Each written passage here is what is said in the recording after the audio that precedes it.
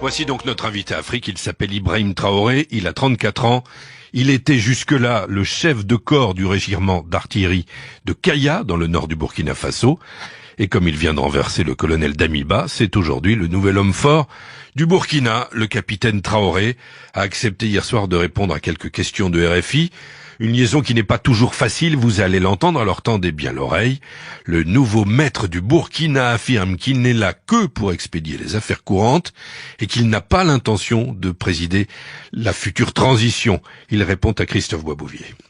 Capitaine, bonjour. Bonjour. Quelle est la situation politique? Eh bien, le dénouement est heureux parce que il y a eu une concertation entre ces chefs traditionnels et religieux et le colonel Damiba depuis hier. Ce matin, dans l'environ de 9h, j'ai eu un contact téléphonique avec eux, ce qu'ils m'ont fait savoir également. Et savez-vous où est le colonel Damiba?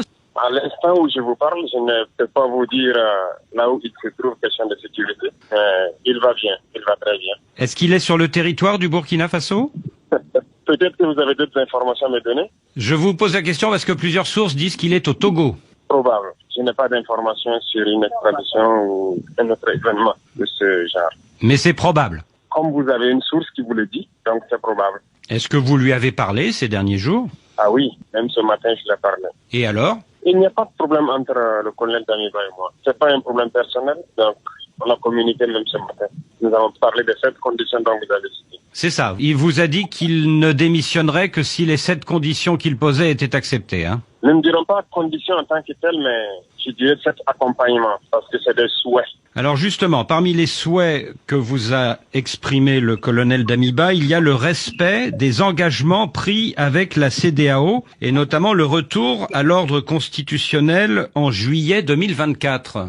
On souhaite que le retour à l'ordre constitutionnel normal soit même avant cette date, si la situation le présage. Donc, c'est notre souhait que ça puisse se faire avant même cette date. Ce dimanche soir, un communiqué de militaires qui vous soutiennent indique que vous êtes chargé vous-même, mon capitaine, de l'expédition des affaires courantes, mais seulement jusqu'aux assises des forces vives qui désigneront un président de transition. Est-ce que vous confirmez? Oui, je le confirme, parce qu'il y aura des assises qui vont désigner un président de la transition. Donc, pour l'instant, nous expédions les affaires courantes. Et ces assises, est-ce que vous souhaitez qu'elles se tiennent avant la fin de l'année? Ah oui, bien sûr, bien avant la fin de l'année. On souhaite que ça se passe le plus vite possible. Et à l'issue de ces assises, est-ce qu'on verra un président civil ou un président militaire? Civil ou militaire. Mais votre préférence, mon capitaine? Je n'ai pas de préférence, ça dépendra de ceux qui participeront aux assises. Et vous-même, mon capitaine, est-ce que vous pensez pouvoir poursuivre à la tête du pays après les assises ou est-ce que vous comptez passer le relais à ce moment-là? Pourquoi continuer? Nous ne sommes pas venus pour continuer, nous ne sommes pas venus pour un but particulier. Tout ce qui intéresse, lorsque le niveau de sécurité est bien, c'est le combat, c'est le développement, c'est tout. Les assises, ils vont désigner le président, le reste, ça ne nous concerne pas trop. On sera là pour donner des idées. Ce samedi, mon capitaine, des manifestants s'en sont pris à 3 emprises françaises au Burkina Faso, 2 à Ouagadougou et 1 à Bobo-Dioulasso. Quelle est votre réaction? Nous condamnons ces dérives de la foule. Avec la communication, je pense que ça rentre dans l'ordre.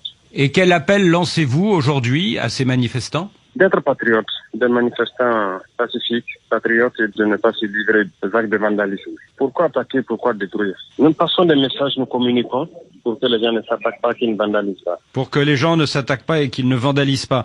Vous avez mentionné votre ferme volonté, je cite, d'aller vers d'autres partenaires prêts à aider dans la lutte contre le terrorisme. À quels autres partenaires pensez-vous? Il n'y a pas une cible prioritaire, tous ceux qui pourront nous aider. Je vous pose la question, mon capitaine, parce que depuis 3 jours, les manifestants qui vous soutiennent brandissent des drapeaux russes. Les drapeaux russes, la Russie est un État comme les autres. On est déjà en partenariat, comme vous pouvez le constater. Même dans notre armée, on utilise beaucoup de matériel russe. Donc, c'est déjà un partenaire pour le Burkina Faso. Et est-ce que vous souhaitez continuer un partenariat avec la France ou pas? S'il y a une ambassade ici, c'est que on est déjà partenaire. Maintenant, peut-être qu'on va en parler des termes de partenariat. C'est-à-dire revoir les termes? Je pense que oui, il y a des choses à améliorer. Peut-être qu'il y a des choses à abandonner. Mais tout ce qui peut être amélioré doit être fait. Capitaine Ibrahim Traoré, merci beaucoup. Merci à vous.